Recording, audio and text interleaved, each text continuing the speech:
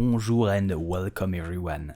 Today we will learn how to pronounce the name of this French footballer who plays also in the national team, and he plays as a center back for West Ham United in Premier League. So how do you pronounce his name correctly? You will say Kurt Zouma. Kurt Zouma. Kurt Zouma.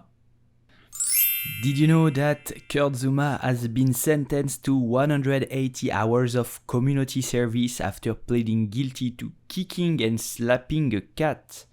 The West Ham defender was handed a 12-month community order and also banned from keeping cats for 5 years. Kurt, be careful of your comportment with cats. I hope you enjoyed this video. If you want to watch more videos about football player, click just right there. And please subscribe to our channel. Bye bye, salut, bonne journée.